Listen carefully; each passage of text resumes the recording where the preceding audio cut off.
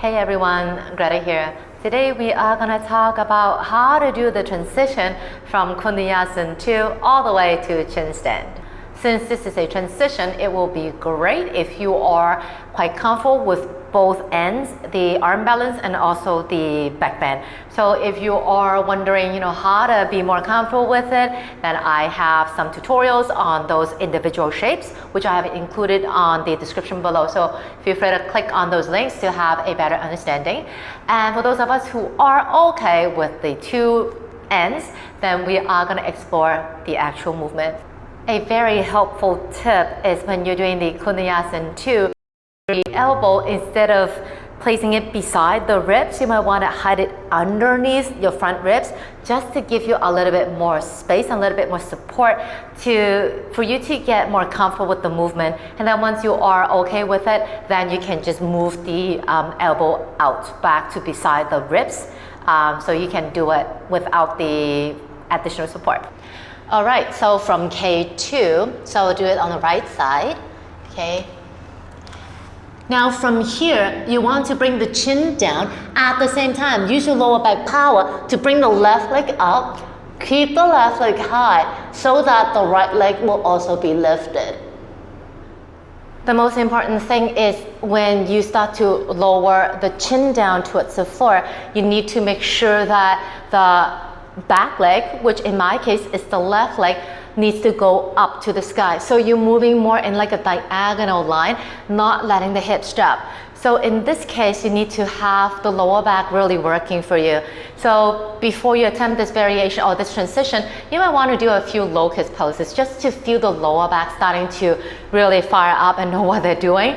And then when you lift the left leg, the back leg up to the sky, you want to be really, really greedy, like really touch the ceiling so that the hips will go up as well. And the higher the hips, the easier you can to draw the front leg up as well.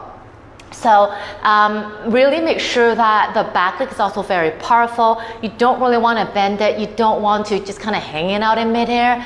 You really need to give it a job, like a pointing in the direction where it knows where you're going, so that everything would follow that uplifting energy and go up to the sky. So in the first run, I did it with straight legs simply because I think it's easy. It's just less steps. But the straight leg is harder because it's longer. So if you are trying this for the very first few times, you might want to bend the front knee like so. So I hope it's okay because my mic is right here. I hope that it doesn't really cause any conflict, so you can still hear me fine.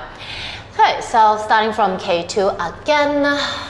From here, chin down. Chin down, use your lower back power to draw the left leg up, bend the front knee, and then point it up to the sky. Once you point it up to the sky, okay, you want to feel both the shoulders more level, because during the transition, it's very easy for the front, the shoulder with the front leg kind of dipping up to this, or lifting up to the sky. So once the front leg starts to draw up towards the ceiling, you want to have the shoulder coming back down towards the floor so you feel more balanced and stable. And it also helps if your triceps are also working, like pushing the floor away, just to give you an extra lift up instead of relying too much on the mobility or the flexibility of the spine to do the work. And that's it for today. Again, it doesn't feel very, the transition, the movement itself is not very complex. Okay, simple, but doesn't mean it's easy. So you need to be really, really confident with the back leg, the way it moves, where it's moving to. So feel free to set a camera and just film yourself and just make sure that the back leg's reaching to the desired heights so that you can draw the front leg up as well. So that's it for my sharing for today. Hope you enjoyed it. If you do like the video, please like it, share it, and subscribe to my channel if you haven't already done so. And I teach real-time classes, in person and online. So feel free to drop me a message and I'll get back to you ASAP. Take it easy.